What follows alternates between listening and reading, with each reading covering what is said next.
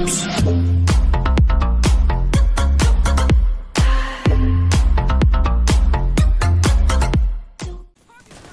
you in the back. Yeah, you. Are you tired of farming and not getting too far real quick? You're gonna definitely want to check around and stick to this build video because you're gonna need this in your loadout. This thing is absolutely shredding bosses, no problem. It's not even me, honestly. It looks like it's me. It's actually my skills. If you guys are interested in what I am running, how I'm running, and why I have so many freaking procs underneath my my UI for my ammo and medkits, definitely gonna want to stick around. I mean, you guys can see for yourself. This build is amazing. This boss already took damage running across from me, so I'm just gonna obliterate him like it was no tomorrow. But definitely stick around. You guys are really gonna like this one. Tell me what you think. And the build video is here, coming up here shortly. So stay around and enjoy.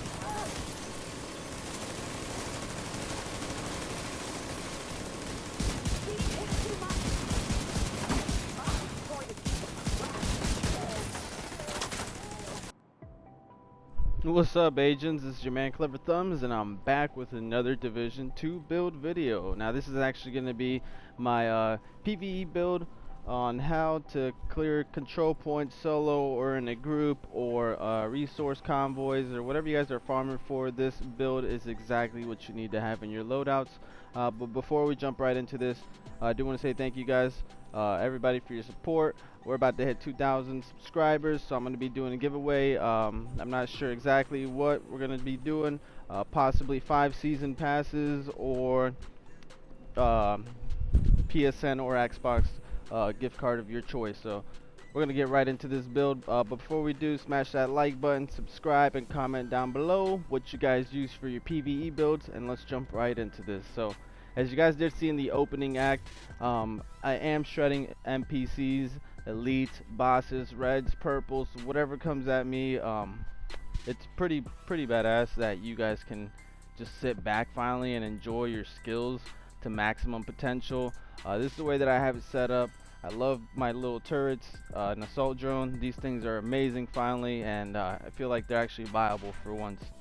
But let's jump right into this build. This is my chill build. The reason why is because I literally just drop my skills and just chill. Go grab a drink, grab a snack, just sit back and enjoy the experience, just stacking up in the season levels that I'm acquiring.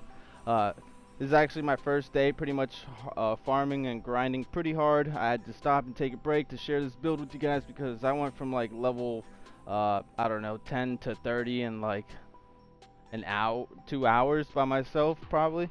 Some of the clips I did have some help, but mainly I was on my own today. So I definitely want to show you guys this build. So the reason why I chose Demolitionist for this specialization is because you get 5% damage to targets out of cover. You also get to ignore explosives, I believe once every 60 seconds, and you actually get this awesome mod. So I'm gonna go ahead and show you guys right now. You get this mod only from the Demolitionist specialization. 10% damage on your turret. That's pretty awesome. So let's jump right into this build. And the reason why, like I said, is because all that, and the guns that I am choosing today are the Harmony. If you guys aren't familiar with the Harmony, this thing is really good. It's definitely smacking NPCs left and right. The talents on here are perfectly in sync, and this is a rifle, so it does have 300 RPM. Pretty sure you guys are familiar with this. I'm pretty sure they were selling this the first day at one of the vendors. I don't remember who, or Cassie, I don't recall, but it's definitely around. It's a really good gun. If you guys missed it, definitely farm for it. 10% rifle damage, 11% critical hit damage, and 18% optimal range. Perfectly in sync is the talent that you guys are actually going for today. Hitting an enemy grants 20% skill damage for 5 seconds. Using a skill or damaging an enemy with a skill grants 20% weapon damage for 5 seconds. And also, damage increases are doubled while both buffs are active at the same time. So pretty much you have one of your turrets constantly shooting. All you got to do is shoot the NPC with one bullet from the Harmony, and you get pretty much 40% skill damage and 40% weapon damage, which is really good for PvE. I highly suggest you use this gun. For your secondary, you guys can use whatever you want. I chose to go Future Perfect. I am using the LMG and the clips, but I decided I might stick with Future Perfect for a little while, see how that goes. The Future Perfect is weapon kills, grants +1 skill tier for 15 seconds, stacks up to 3 times. Weapon kills at skill tier 6 grants overcharge for 15 seconds, and the overcharge cooldown is 90 seconds. So if you manage to get one of those bullets in between your 2 skills shooting, you will get an extra skill tier, which is going to put you at overcharge, and these things are just going to absolutely demolish everything in sight. Doesn't even matter. So those are the 2 guns I'm using, and then I am using the Liberty because I do have the directives on 4 of them, and I get to start off with the pistol. Sometimes I choose the backup boomstick, and the reason for that is I'll tell you in a second. But let's jump right into this build. This build is a 3-piece hardwire, 1-piece wyvern, and 2-piece Hana-Yu. For the skill damage and skill haste, it's 2-piece Hana-Yu, and for the skill damage is what I'm rocking on the chest piece with wyvern. But let's jump right into this build. So 3-piece hardwire. If you guys aren't familiar with this, you get 2 pieces, 15% skill haste. 3 pieces is 15% skill damage and 30% repair skills. So you're pretty much just going for the 15% skill haste and the 15% skill damage on here. I used to try to run the 4-piece, that was with my cluster mines, but I decided to give these two little turrets a go, and these things are not disappointing me at all. So I went to go that route instead. You pretty much want to have skill damage on everything, plus 1 skill tier with skill damage. My mods on here is 9.4 skill duration. For the chest piece, it is Wyvern, as I said.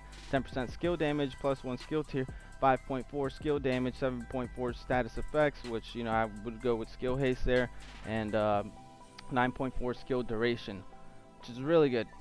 Now, if you guys did pay attention, I do have a lot of procs, like a lot, constantly.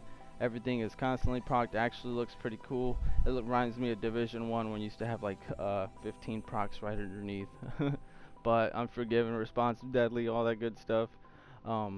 Kinetic momentum. So when in combat, each skill generates a stack while active or not on cooldown. Now this does not really work properly with all the skills, so I would highly suggest that you test it out before you go out there. And I will tell you that this does not work with things on cooldown like a hive or a chem launcher or things of that nature, but it does work as long as the skill is active and doing its job. So stacks increase your total skill damage by 1% and total skill repair by 2%, up to 15 stacks per skill. So each skill gets 15 stacks, and for the skill damage it's going to be extra 15% on both your turrets. As long as all you have to do is literally just deploy them and make sure that they don't get destroyed, and you're going to have 15 stacks pretty much really quick.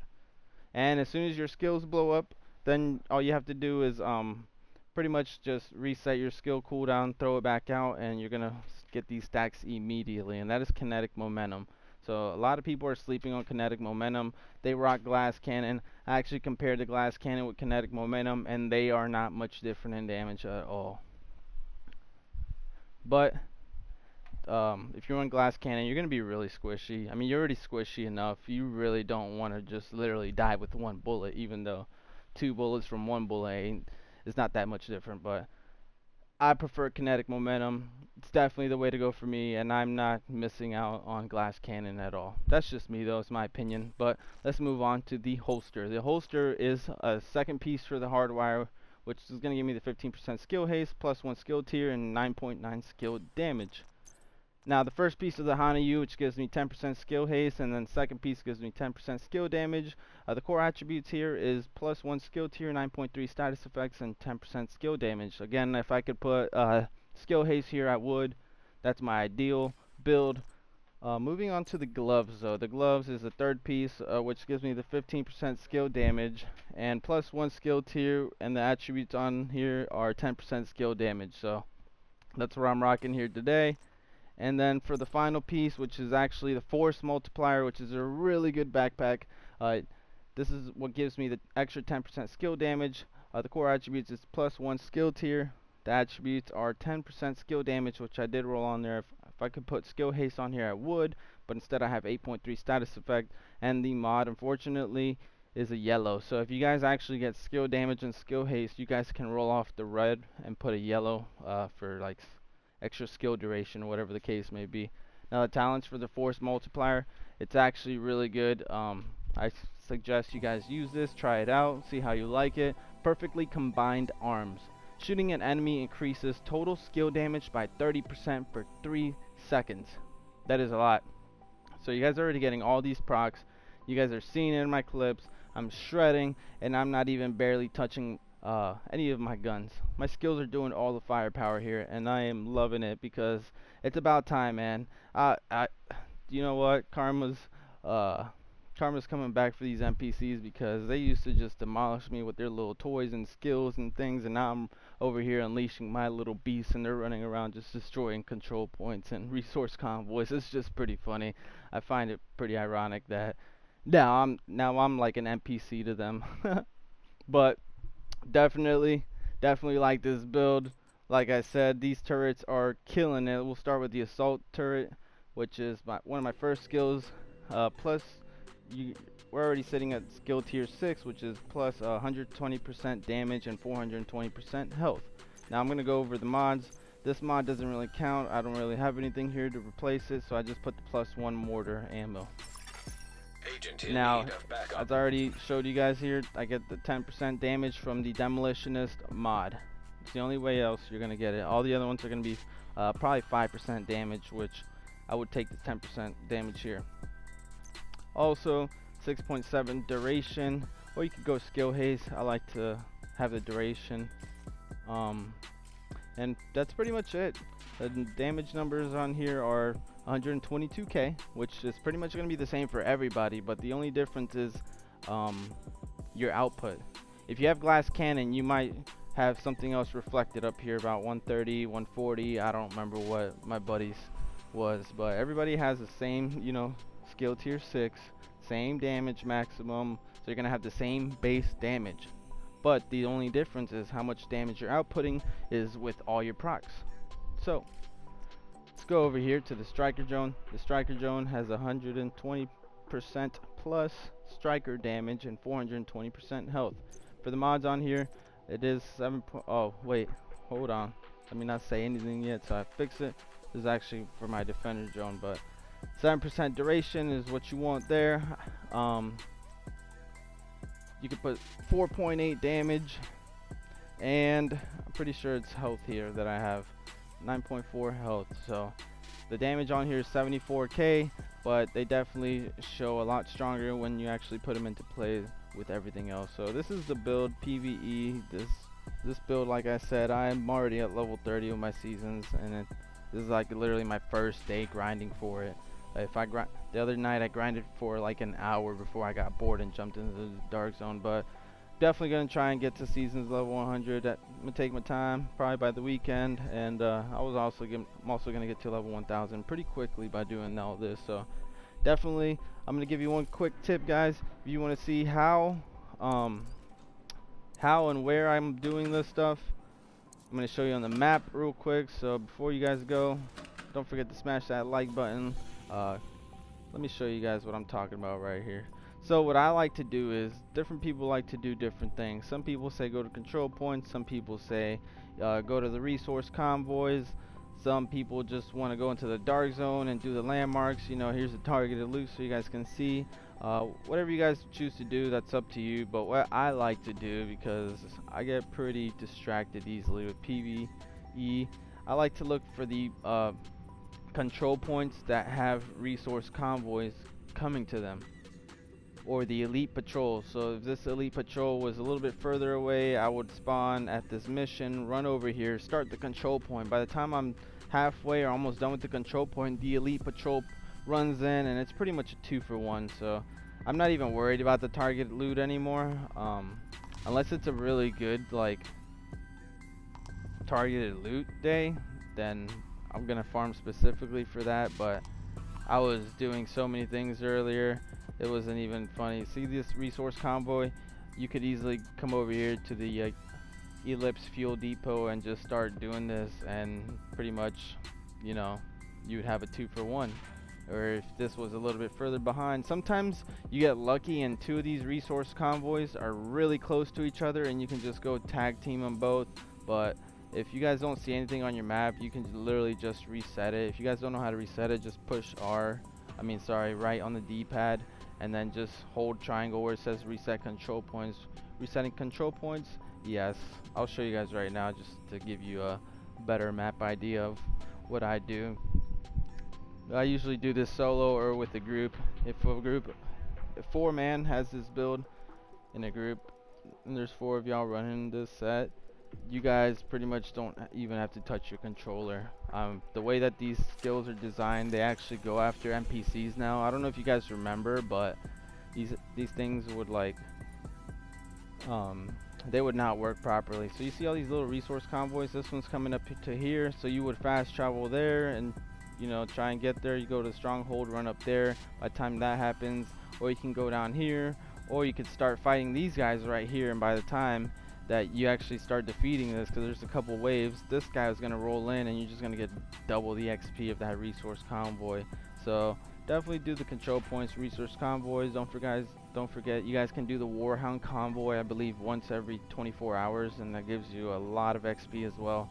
The directives that I am rocking here today, I'm not using cool skills because obviously I want both my skills to be working at all times, but I am rocking the Fog of War, the Hard to Earn, and Pistolero, and special ammo. So that's pretty much it. You guys can rock whatever you want. If you guys have a whole team, you guys want to each use one skill, I would try cool skills.